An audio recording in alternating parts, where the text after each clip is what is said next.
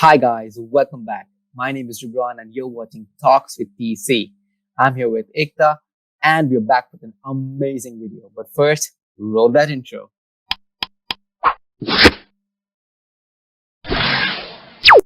So guys, it's a difficult time. There's chaos, confusion. People don't know what to do. But as the history has been witnessed, whenever the world has experienced a disturbing time, heroes have come forward. The silent knights who walk the streets just like us, but who are dedicated to bring a positive change.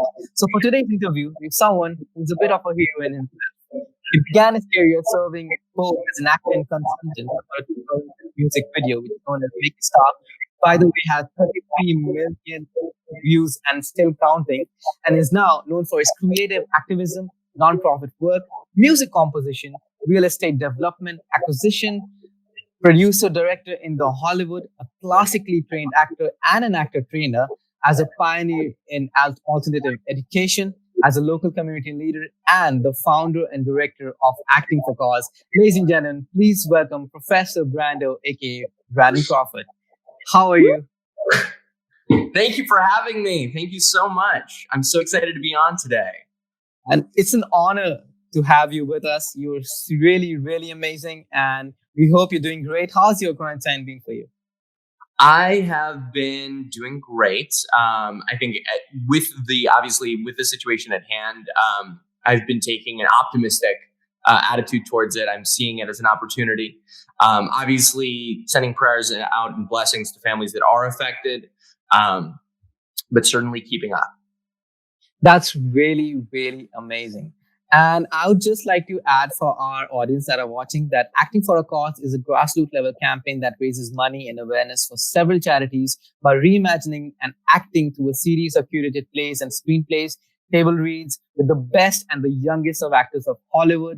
You know, Jacob Elordi, Justice Smith, you name it. You name it, they're all here. And they're doing something really amazing. You can follow them on Instagram, which is known as Acting for Cause, and you can also donate on the link, which is known as actingforcause.org. We'll put the links in the bio, and let's make the world a better place together. All right. So we're trying to start a bit of a new culture here. Rando, I'd like to ask you to laugh out twice from your belly. All you have to do is laugh out as loud as possible, and it's gonna make all of us feel better. Let's hope that it makes all of us feel better. So on the count of three, all of us are going to laugh out as loud as possible from our stomachs, right? You need to feel that urge coming from your tummy. All right? When you're ready. I love this idea. Lovely. So here we go. 1, 2, 3. I did a silent laugh. Here we go. Once again. All right. 1, 2, 3. That's really amazing. You have a wonderful and a very nice laugh, and that's really epic. So we can start. How do you feel? How do you feel, by the way? That was very therapeutic. I think it's one of those things that I wish every interview I do from now on decided to implement it. It adds an interesting pressure, but my made up laugh makes me actually laugh. So that was interesting. That's lovely. That's lovely. Oh, there you go. One more. That's lovely. So we can start with the questions whenever you're ready. Okay? Ready. Let's do it. Ready. All right. So the very first question that I have for you is this: Acting for a Cause. Take us through the complete journey. How did it start? What was the idea? What was going on in your mind? Sure. So Acting for a Cause, the complete journey is a little bit. That's probably meant for a book someday. It's just there's so much rich weaving of almost its own story and the complex nature of working in Hollywood, but also the interesting kind of parting of the Red Sea that took place in order for us to be able to do a project of the nature of Acting for a Cause. But in short, in March, it was at the end of March, I received an email from the village of Oak Park where I live. And the email said that every business had to cease activities. And I was kind of like, that really sucks. I was thinking in my brain, I had just gotten into a really good balance for the year. 2020 was off to a great start for me. I was behind on work and I just kind of caught up on a bunch of things and felt prepared. And And we got this notice. Now, I have friends who are actors in Hollywood and people I've worked with who are actors in Hollywood who I would consider close with. And then obviously there's so many actors that there were certainly people who I wanted to work with, that I had like a yearning or a wanted to someday work with them. And I was watching on Instagram. It was the Instagram story of an actor who was really sad that they were getting sent home from set. And then I saw the next Instagram story, and it was another actor getting sent home from set. And I thought, we have a little window of time, like 48 hours, and I could organize something, and I could work with a few actors that I've been wanting to work with, some actors who I have worked with who I like, and we can read a play, and then we're gonna go back to work on Monday, and everything's gonna be okay. So I organized the play reading.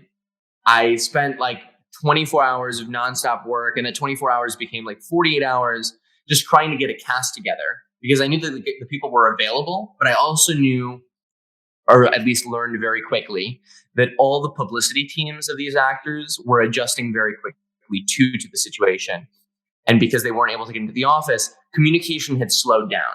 So I had an opportunity, but it was also, there was a new challenge involved with the PR aspect or publicity aspect that we usually deal with. And so I was able to get one actor, and then that one actor led me to get another actor. And then being able to confirm the two actors, I was able to get a third actor. And then the first actor dropped out because they had a conflict. And I was like, this is going to be tough. Maybe other people will drop out. Maybe the project's going to be done for. The two remaining were Alex Wolf and Justice Smith. And then right as the one dropped out, I get another email from this PR team. Ali Cravalho, the voice of Moana, was in. And I was like, wow, that was one of my first choices. That's incredible. And so we ended up then getting pitched a few actors. And so now I had a cast. I was just going to get 4 actors. I had a cast of 8 to do this play. So even the small characters were cast. And that was the importance of being Ernest by Oscar Wilde. And I wanted to raise money for students here on the west side of Chicago, who my assumption was, okay, we have a pandemic. They're going to, we were already seeing the financial impact, people who were getting furloughed and stuff like that. And so, we realized that there was a little bit of an economic downturn. And when that happens, my brain is already thinking, okay, arts programs are going to be cut here on the west side of Chicago. And then right before our reading, Lucante Dance Studio, which is one of the most treasured dance studios, does tons of nonprofit work, closed down. And I thought, oh, goodness sake, I thought I was, going to help sponsor some kids, and maybe I'm going to be able to save some programs, which we ended up doing, which was a miracle. At that time, of course, I only expected to do one play reading. We ended up doing so many more. And that's how we were able to save Lifeline Theater, for example. We were able to do a $4,000 grant to them. And like you said, 7 organizations that all received various grants. Face Forward, I did a personal grant of $16,000 to them. We had Mount Sinai Hospital received a grant in the tens of thousands.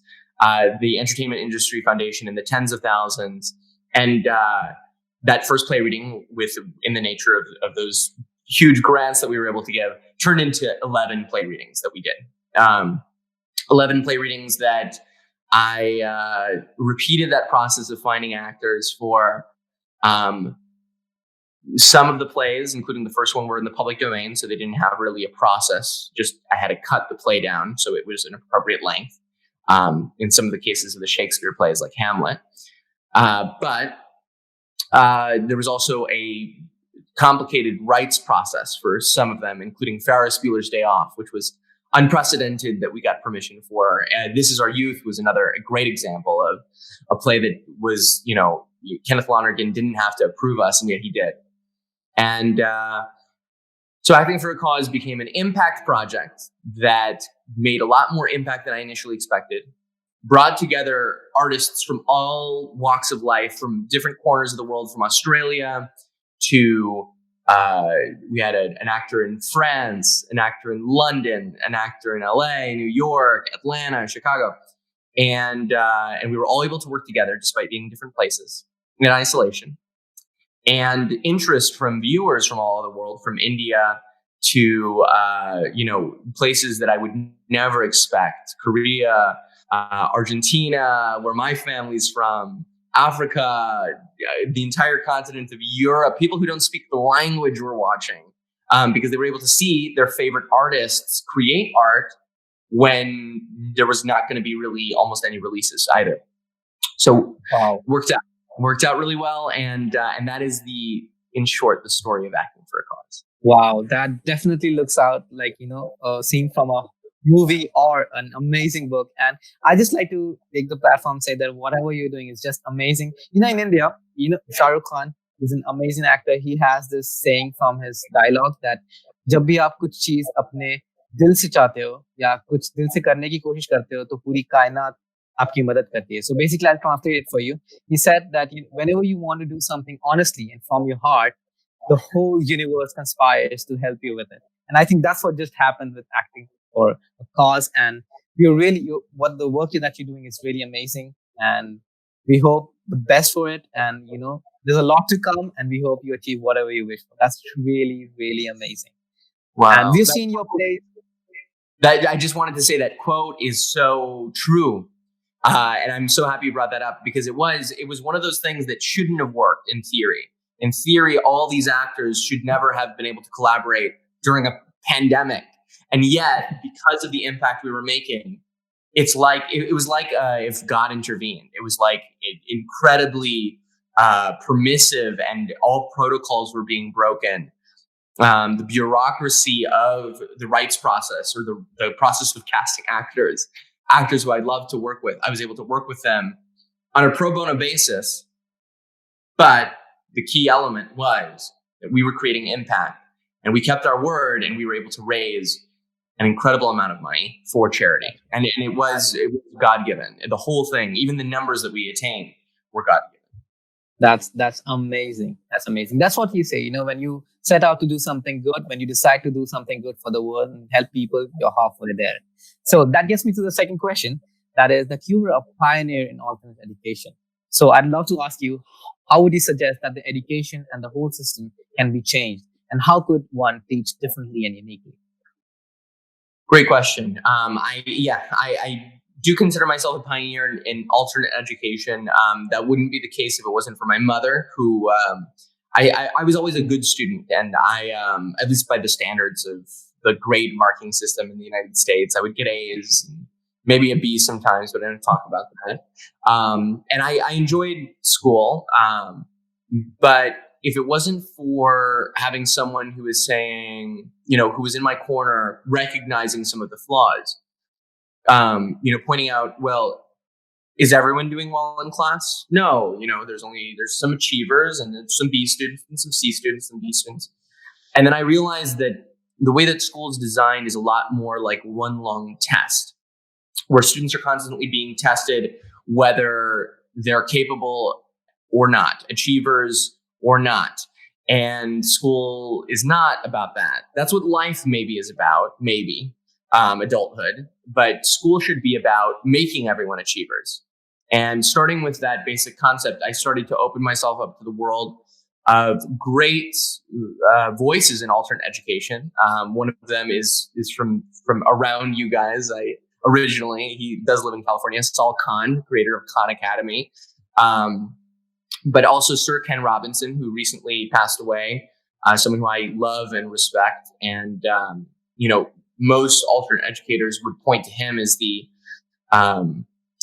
perhaps the voice of true north in the fight for alternate education, because he doesn't hold himself back, and he also is very, very influential.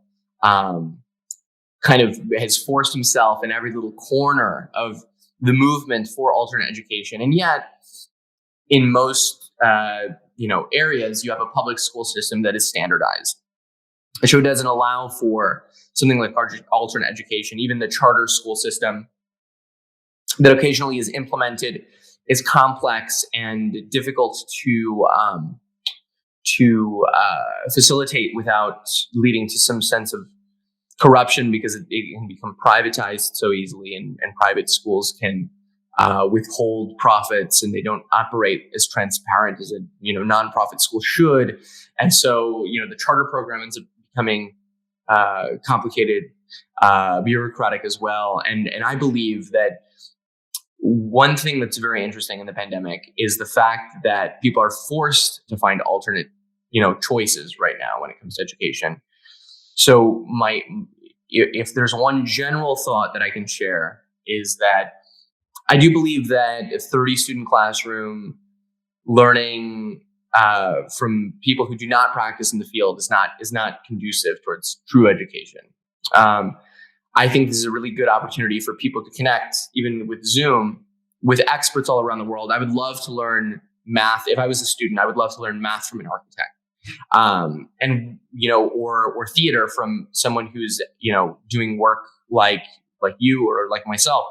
And so I think that it's a really good opportunity for people to start thinking that way and say, well, I'm going to use this year to meet with experts through Zoom to learn more and to have interactions in regards to people with real life experience in different subjects, and focus on learning rather than focus on a letter grade. That's amazing. And the point that you said that a class of 30 students were all different and then learning the same thing, everyone grabs it in a different way. And so that gets me to the third question. That is, okay, this is a good one. So we're all fans of Friends. Have you watched Friends? I'm pretty sure you. You love Friends. All right. That's really amazing.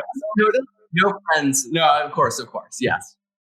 So, in one of the shows, Joey says that, he had a class with his instructor. He's learning acting. And he says one of his initial classes, he asked him, what to do if I forget a dialogue or something when I go up on a stage or in front of camera.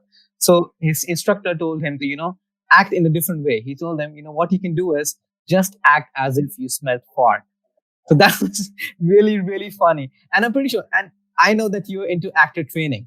So that's right. We'd love if you could share a few, favorite exercises that you do with new people who are trying to start up, or, someone who's in a difficult spot. What are the exercises that you do with them? And we'd love to hear that. Yeah. It's interesting. I think that I don't have as interesting of an answer as perhaps that that idea sounds great. It's a great way, to unwind and to forget. It's so easy, to forget that the people you're performing for are human, especially if you're auditioning and you're, trying to share your talent with someone who you look up to or someone who you'd like to work with. One thing that I like to mention to everyone in this field is that I do feel like the process of auditioning is actually degrading, in a sense. I don't think it should exist. I think that the best format would be for people to produce work, make it available, and a director can go through that work. And, like, for example, something like Acting for a Cause, which strips down everyone to a screen and just their performance and their abilities. I think that concept narrowed down to acting programs, casting directors looking at those and making casting decisions based off of that, is a lot more conducive than bringing 100 actors into a room for one role, so 99 people walk away disappointed. That's not true competition. It's an abuse of human psychology. I think that people are not wired in that way. And so I think it's really important for people to know that the process of auditioning is wrong, and has flaws. And so, not to deify it or to go into it with any sort of, just know that it's a compromise that they're making when they're auditioning. They're either compromising their own mental health, perhaps, and that auditioning isn't ideal and isn't conducive. And so, when I dropped out of high school to be an actor, not to be a director, not to be a producer. I wanted to be an actor, and I had done some successful projects already at that point. I had worked on Make It Stop, that music video you mentioned at the beginning of all of this. I had worked on Broadway in Chicago. I was already passionate about the nonprofit work, so with those two, I was doing nonprofit work. helping connect both of those organizations.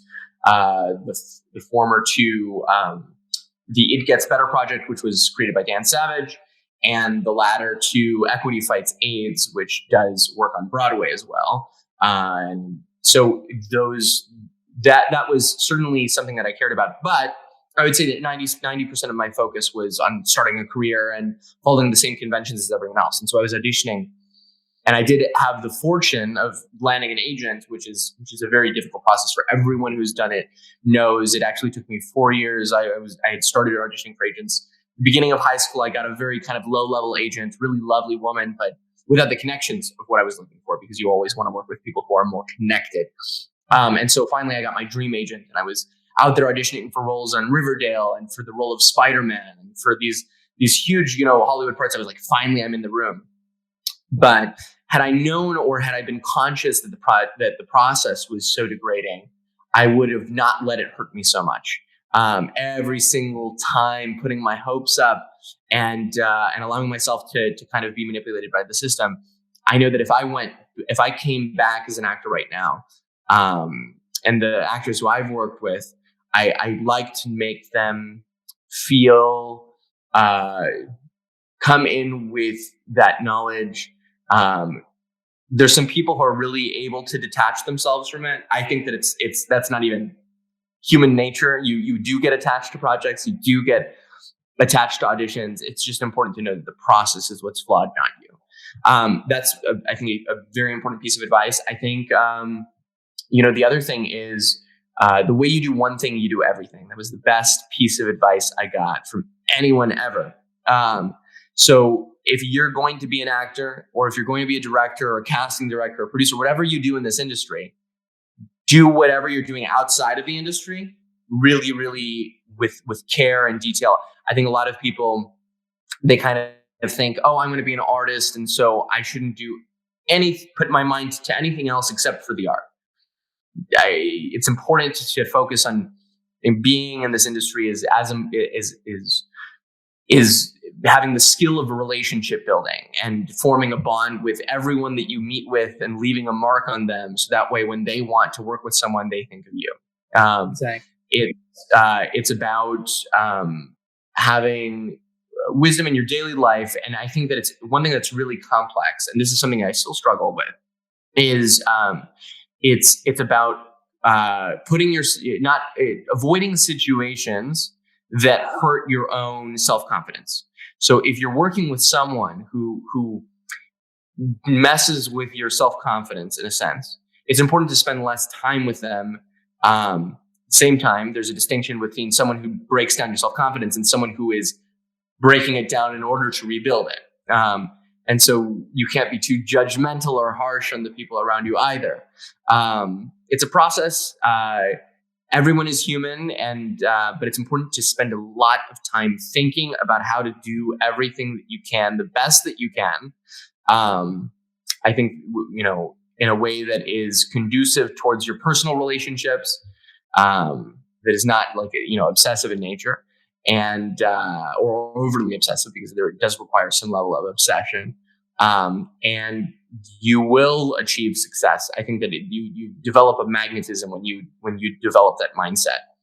I see it in everyone who I worked with throughout this project, the professional. That one thing I realized with the 80-something actors that worked on Acting for a Cause, which all have achieved success in their own rights. People oftentimes ask me if there's one unifying quality to all of them, and it's that they are all great people besides great actors. With the exception of one, there was one actor. I mean, everyone has certain things where maybe I could pinpoint if I knew them better. But I think there was just one actor who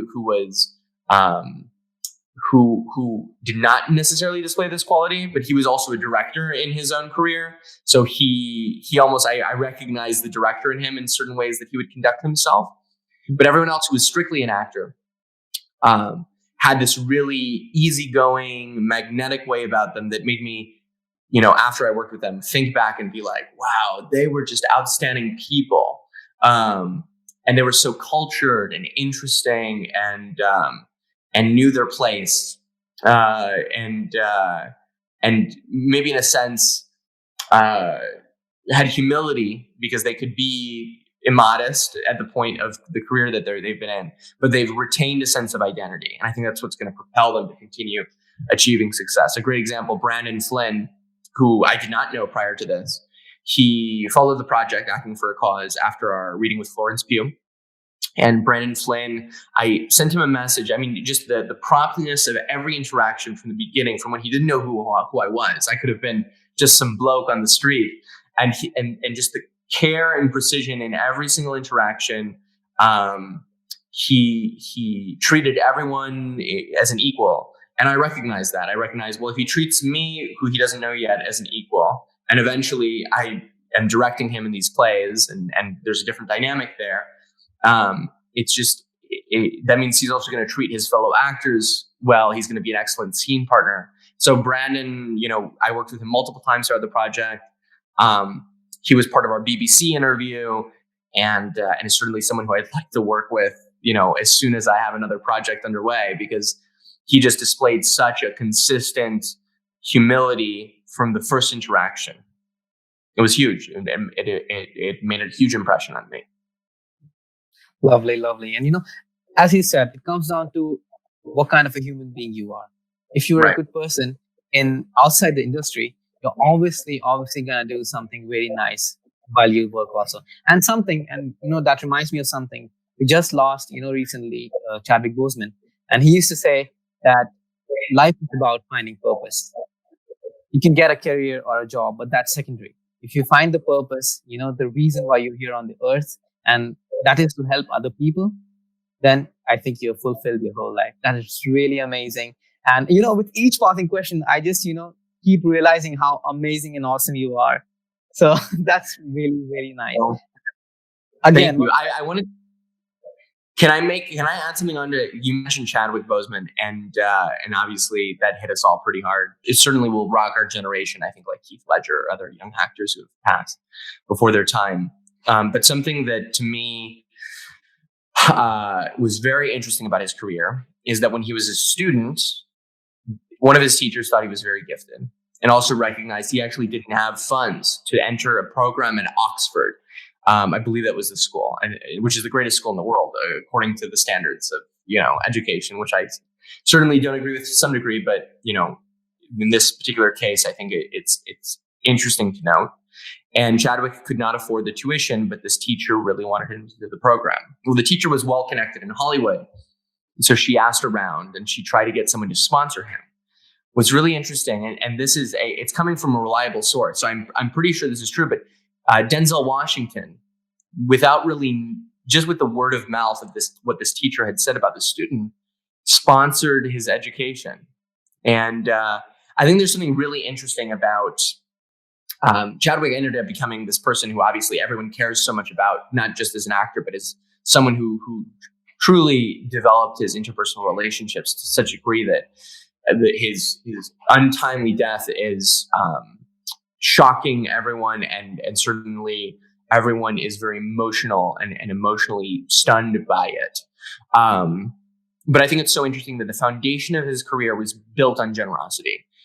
And it certainly rubbed off, I think, if he didn't already have that quality of generosity that he had later in life, that act of, generosity may have influenced his career. I think it's so important to be generous in every single moment. It's not just about perhaps the inherent qualities that one has, but also how much you give and how much you give out. That example I just gave with Brandon Flynn, for example, he didn't have to be I think that his humility in that situation, and his timely responses in every manner of communication, all these different, traits that he displayed that I exalt in a sense as a prime example of what good behavior is. Those were acts of generosity. And I think that that's the better way to describe it. What these actors and what anyone in the industry should retain throughout their career. An act of generosity, and certainly with discretion, but constantly behave in a generous way.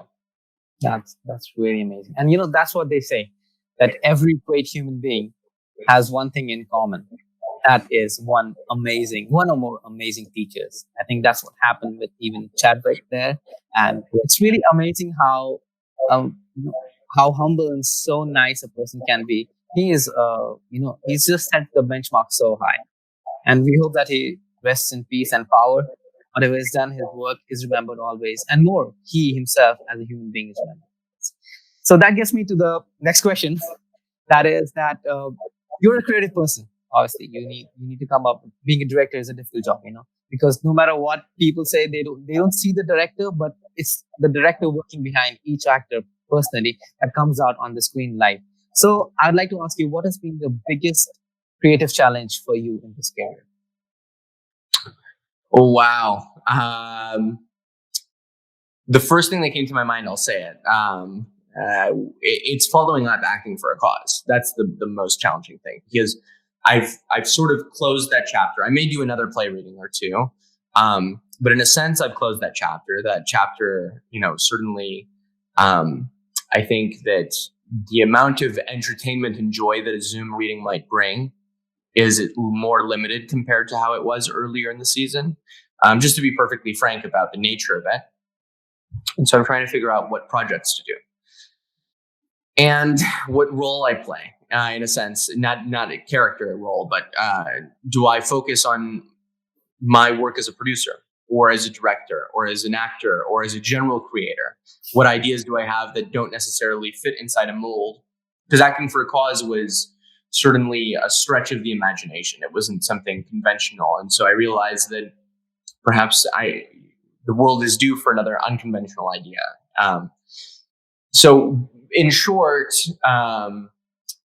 I've been struggling with, after closing out that last reading, what do I choose to focus on during? Because obviously you have to focus on something. You have to be moving towards some goal, and that's what happened. Acting for a cause was a certain goal I decided to focus on. I have other projects that I'm interested in doing, but which one do I prioritize? And so I am figuring out what project I'd like to do. And if anyone knows it better, it's my manager, Alan Mindel, who's been dealing with me for the past 2 weeks. As I call him or email him at any random time and say something like, I found the project. And he'll look at it and he'll be like, Brando, I want you to have 24 hours to think about this. 24 hours later, I send him all my doubts about the project that I'd like to do. I'll say, I can't do this. This logistically is impossible. Why was I even thinking this? Why did I even send this to you? I'm so embarrassed. And then even the people around me have to deal with that sense of, it's like a little kid who doesn't know if he wants to jump into the pool for the first time. Every single time I start a project. This is why acting for a cause was so conducive towards my creativity, because the timeline was so tight that it forced me to do it. I was like, I either organize it now or I never do, because I only have 4 days to do it. And so I did it. But when I have all the time in the world, I start getting self-conscious and I think, people aren't going to finance this. Or this idea is great, but I also there's a rights process involved, and why am I going to do another thing with a rights process involved? So that's where I'm at. That's the challenge that I'm facing right now, to be perfectly honest. That's right. That's very honest, and that's what they say, that if it's not difficult, it's not fun. So right. You should always aim for having the strength to endure from the difficult times and the challenging times, so that you can come out victorious and say that, all right, I did that. That happened. And okay, so that gets me to the next question. That is, that's really amazing that you have Know Your Rights campaign too. You run the Know Your Rights campaign too, where you're doing such an amazing work. So I'd like to ask you, what do you personally think? How does acting, the entertainment industry, the television media or radio has brought or can bring a change in today's time? Because, given the fact that so many things are happening all across the world, and, even if we want to do so much, we find ourselves lost. So, and the Know Your Rights campaign, in which you're helping students through their education and charity, that's really amazing. So how do you think that this industry can bring a change? So I think So the story of Know Your Rights Camp is a really important one. In the United States, American football is certainly a staple of culture. I'm not a big sports fan, but I was certainly a fan of Colin Kaepernick, who knelt during the national anthem years ago as a symbol of protest. And that's his foundation, Know Your Rights Camp. When the outrage poured out after George Floyd's murder, we knew that we wanted to continue to support arts education, and we wanted to support Mount Sinai Hospital, which were our two primary charities at the time. But we didn't want to limit ourselves, and we wanted to, even though those two foundations supported minorities, we wanted to support a charity that was run by and created by someone from that demographic. Not just supporting one's support, but ones that are just to point to other leaders that were doing an amazing job. And my team was, I was very confident. I wanted to do play readings throughout the entire protest, that time period. But my team was very interested in stopping operations during that time. And so our compromise was we would pause. We took, I think it was basically a 3-week pause. And in the middle of that, I brought a wonderful artist over, and we recorded a song called the Black Lives Matter Manifesto here in my home. I have a recording studio over that way. And it was just, I wanted to create some sort of art, some sort of music. If that helped any, and it ended up being played at the protests here in Chicago. So it served its purpose. It's a song that contained basically a list of demands of what we would like to see changed. But then also, as we planned the next play reading, we wanted to have a Black director, Black cast, a Black nonprofit. And so Know Your Rights Camp came into play there. Know Your Rights Camp is incredible. And so we kept Know Your Rights Camp. It was just going to be for that reading, but we kept Know Your Rights Camp as one of our listed charities. And ended up raising money for them again in full with the reading for Up in the Air by Jason Reitman, which was kind of a last minute decision and change. And we decided we want to continue to raise money for Know Your Rights Camp. Now, how do I think the industry in general can continue to support missions like that? Well, I think that individuals like Colin Kaepernick and acting out of bravery, because that was bravery. He lost his, seat and he suffered a lot of criticism, and he wasn't. There's an interesting dichotomy. There's an example. Michael Jordan was completely non-political, and he was criticized for that, but he wasn't nearly as criticized as Colin Kaepernick when he did get political. And so it's knowing what feels right for you. You don't have to have the pressure of being Colin Kaepernick, but if you have the inspiration to be someone like him and act out of that sense of inspiration, I certainly applaud anyone who does that and does it as effectively as him. At the same time, I think that the responsibility for real change is in the hands of the studios. It's in the hand of the directors and the production teams and the producers. And I would love to see people creating art for charity, where the profits go to charity, at least, more often, which currently this is how it works. You make a movie, you get a producer's cut, which is actually included in the initial budget. And then at the end of the year, you make donations and write those off of your taxes. I would love to see more works being produced where, in the same way that there's a producer's cut, there's a cut for some sort of charity. Now, this wasn't present, as far as I know, up until the first example I heard of this, of a studio giving money to charity. There was 2, and it was during the quarantine. There was certainly us, which were an independent, but Quibi basically bought out or became the platform for this fan-made Princess Bride film directed by Jason Reitman. And they donated $1 million to a charity in place of payment to Jason Reitman, which was incredible.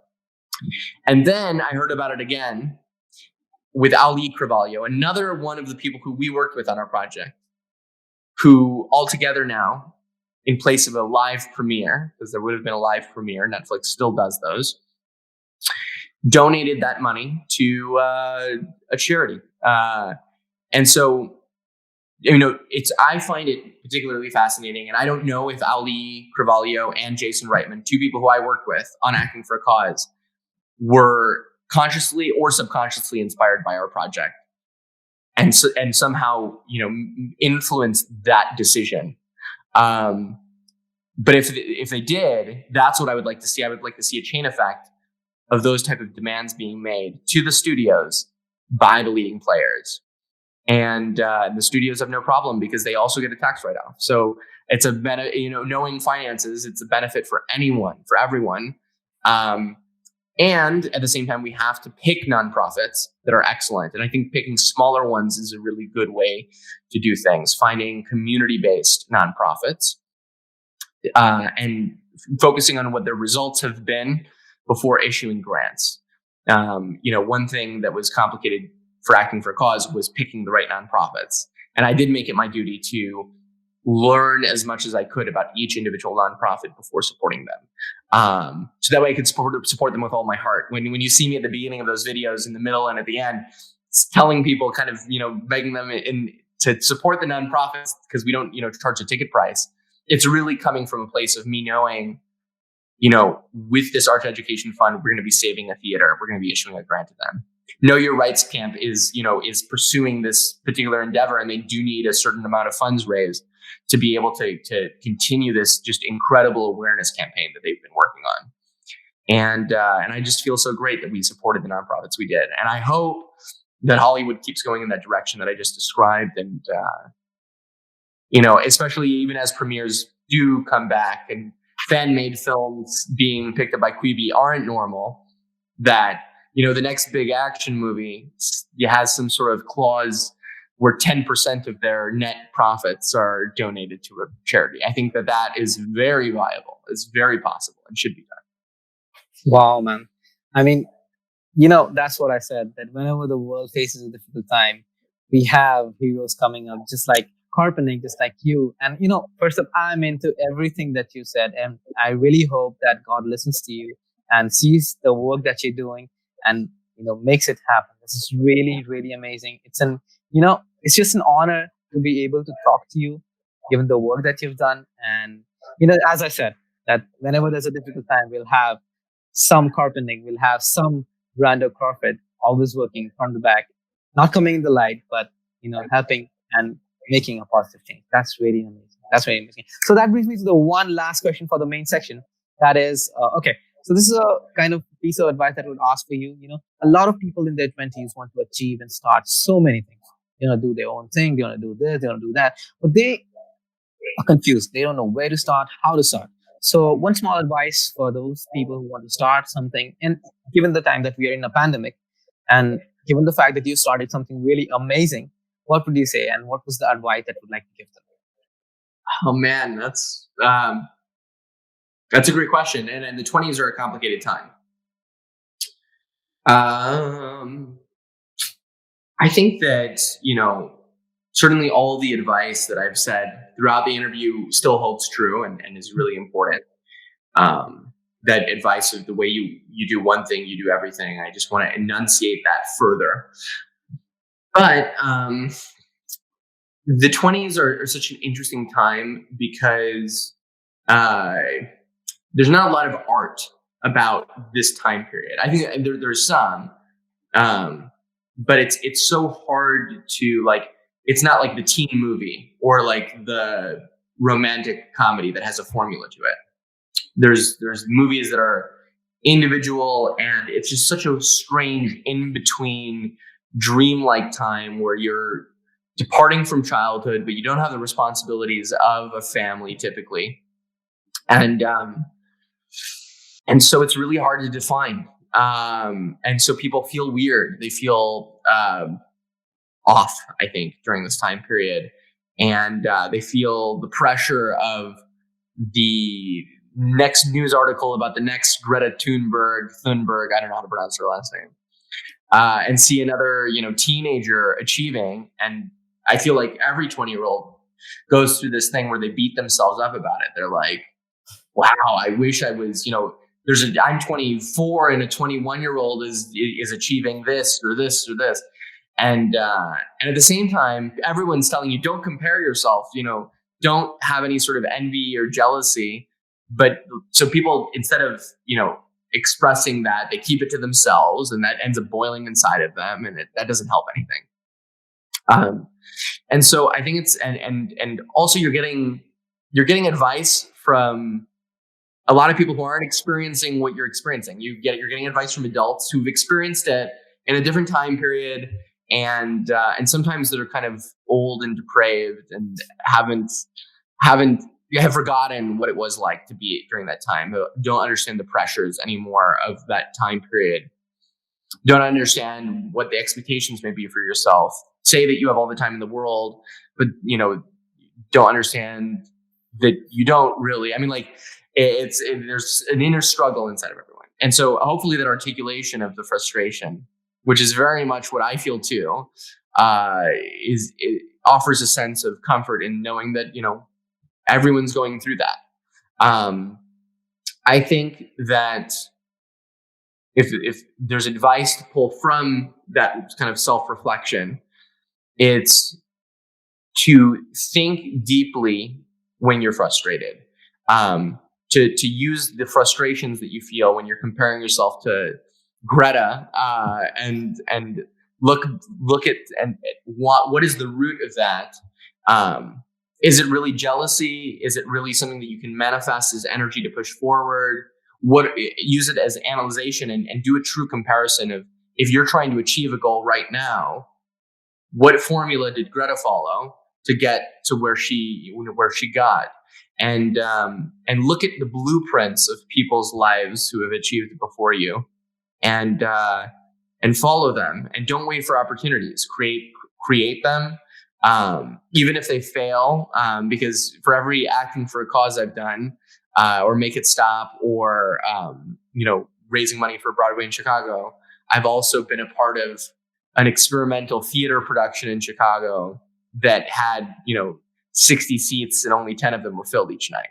So it's there's everyone who's constantly putting themselves out there and being vulnerable.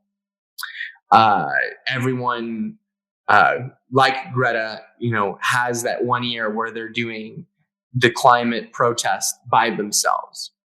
And perhaps, living in the shadow of a sibling, and all these different frustrations, but at the same time, manifesting that as energy to look at everyone else's blueprints, create your own blueprint and follow it through. And don't let it be like something that just leaves you in a state of despair, staying in bed all day, and not truly,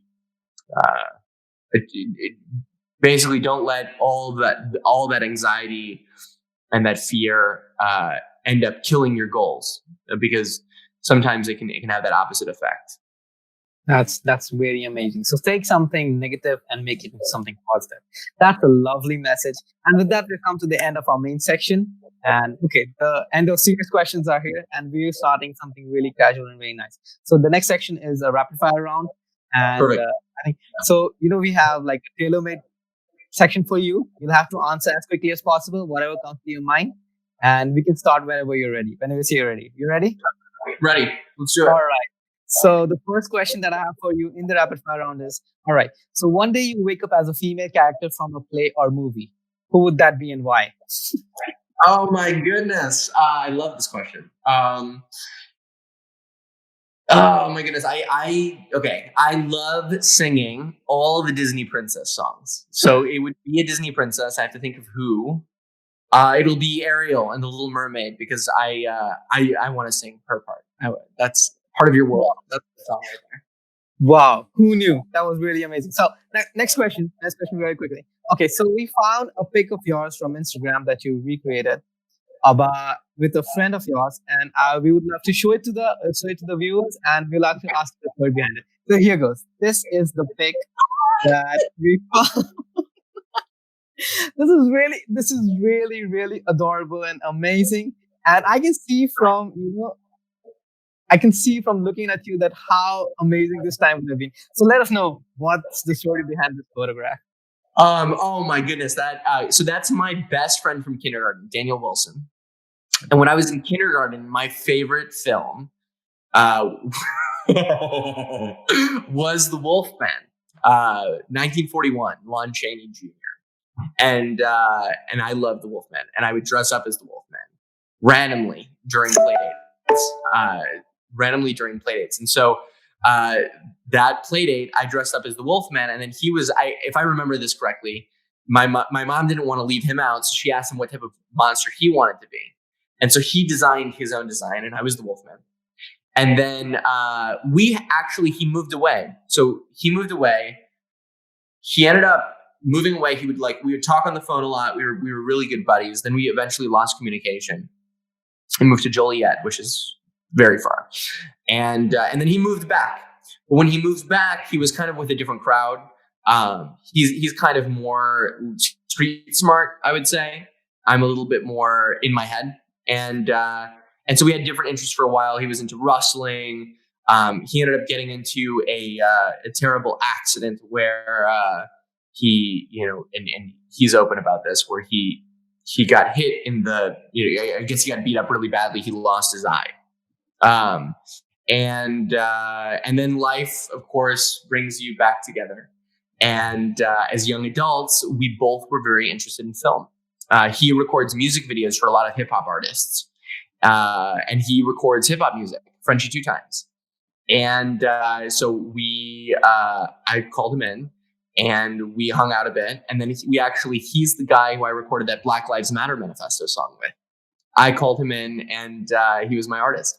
But anyways, that picture we took actually during our first kind of reuniting and decided to recreate that photo. That's so funny. That's so great that you found that. I love that. We're really glad. And the emotion that goes with one photograph, the intensity of it is really amazing. And a huge shout out to him too. And shout out. Amazing. You guys Daniel Wilson, Frenchie 2 Times. Great guy. Great guy. Love it. More power to you guys. Seriously. That's really amazing. So that gets me to the next question quickly. That is, okay. One weird fantasy or wish for the whole world.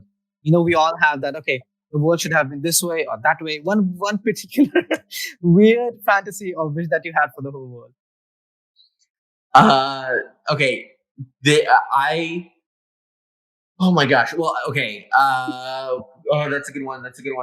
The first thing that comes to my mind, it's so embarrassing, but I think that a lot of people probably have this in common with me, but I do kind of daydream a lot about what it would be like to run the world, like to be the president of the world or like the king of the world.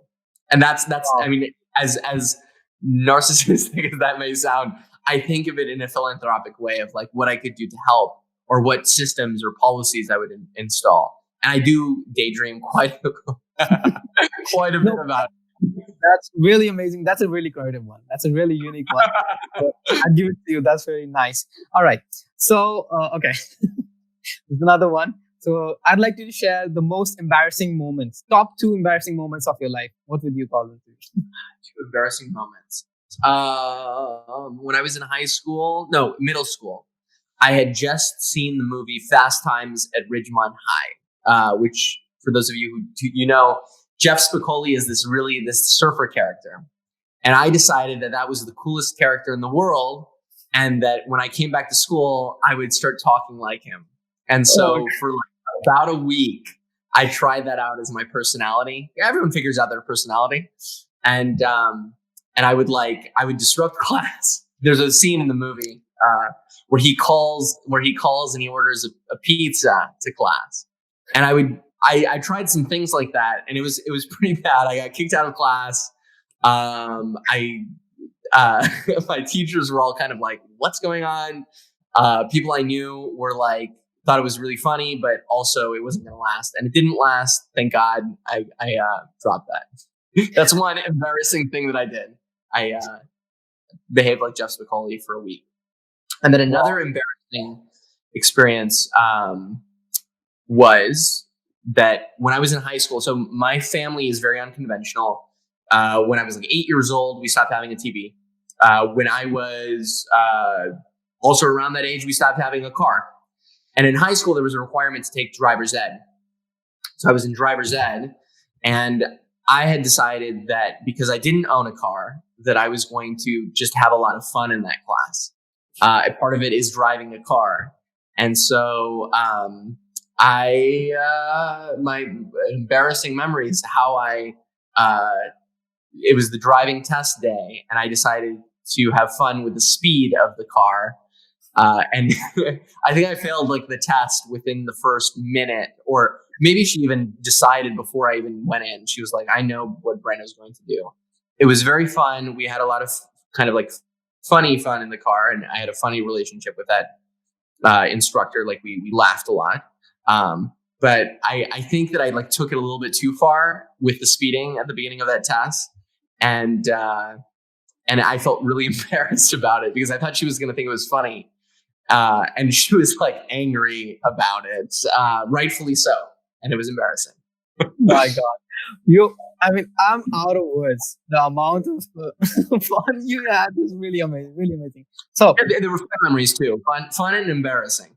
That's right. No, it's not fun if it's not embarrassing. I would say that. I really believe if it embarrasses you in life, it's certainly going to be fun when you think back. So embarrass yourself, guys, as much as you can, because you're gonna sit one day and remember it and laugh your asses off. That's really nice. So next question is okay, so you're a creative person, and every person, I believe, has a particular spot or time to getting the ideas. So what would that place for you be? That particular or ideal place where you get your ideas. Is it your shower? Is it your bedroom? What is it? Yeah, I mean, oh goodness sake. I could embarrass myself. Third embarrassing fact. No, but I do actually have a really good place is when it's night. Like right now, it's actually night where I am. And I go for pretty long walks. And when I go for walks, I don't know what it is about maybe the steadiness of the walk and how dark it is, and there's no distractions. But I do get a lot of ideas then. I also do get ideas in like when I wake up and I don't want to think about my responsibilities, and I'm just like lying there, like petrified and hating that I had to wake up when I woke up. And it's like on the way to the routine of brushing my teeth and showering and all of that, as I'm stalling, as I'm like, I'm not going to do any of that yet. I usually get some ideas during that time. Wow. That creates. Wow, that's very nice. All right, one fun last question. That is, okay. Mm-hmm. So you have a superpower, right? You've been given a superpower to either travel free or whenever you want, or just be alone in a particular place. Right? So you have two options. One is either travel free for all your life, or anytime that you want to, or just be alone in a particular place. But the catch is that if you choose to travel, you have to take someone with you, always one person with you. And if you choose to, stay at one place alone, stay alone, there's only one place that you can be. So what would you choose? And if it's traveling, who would you take it? And if it's a silent place, what would that place be? Oh, wow. Okay. So here's an interesting thing. So I'm going to choose, for the sake of this exercise, I'm going to choose the traveling. Okay. And instead of picking someone who I know, I'd be kind of interested in going with someone who I don't know in order to get to know them, I think. So, perhaps someone in the industry who I look up to, something along those lines if I was stuck with someone traveling the world. Go ahead. You were going to say something? I was going to say a huge shout out to Brando. He's the one. So you might expect an unusual travel with Brando Crawford, Brandon Flynn. There you are.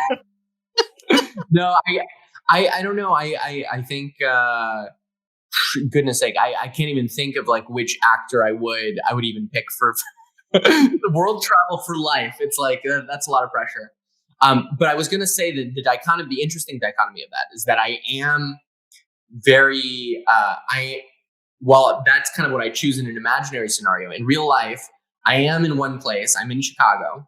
I've been here all my life. I don't travel much. and it's and I'm with my mom, my mother and my grandmother. But I do business with my mom as well. Like she's involved in all of my business holdings and all the things that I do.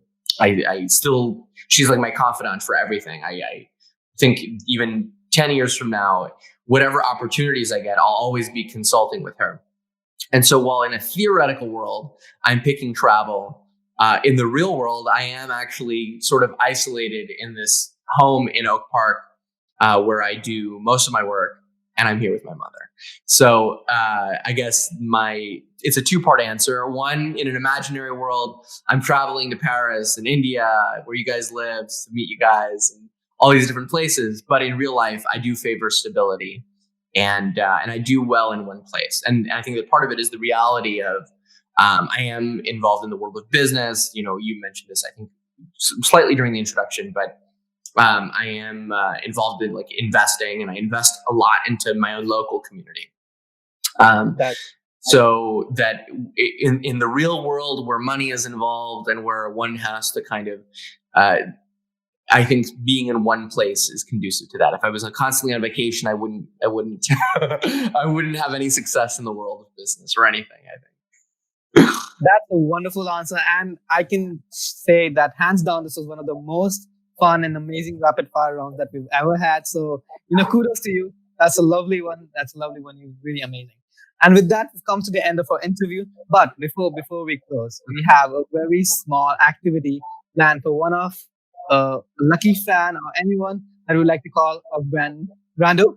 So what we have to do right now is, okay, but this is kind of fun too. But what you have to do is you have to either go live on Instagram, right, or you can choose any one of your fans from your Instagram feed and just call them up from Instagram and tell them that I'm talking with Talks with TEC, and I really love and the support that you guys are giving us. And you're on the interview too. So I love you, and keep supporting, keep loving. So you can choose. Either you can go live or you can call. Whatever that would be. So I'll figure it out in a second. I just pulled out my phone. I got my page on Instagram. Please. One thing I want to mention is I kind of can't believe that I did get, before I started acting for a cause, I had, my list of contacts of people who I work with on projects. I didn't really have the following that I have today 3 months ago. I think I had like maybe 800 followers, and now it's 20,000 almost, which is insane. And the fact that I was verified by Instagram for the news outlets and the news coverage that we got as well. I mean, it's such a cool honor.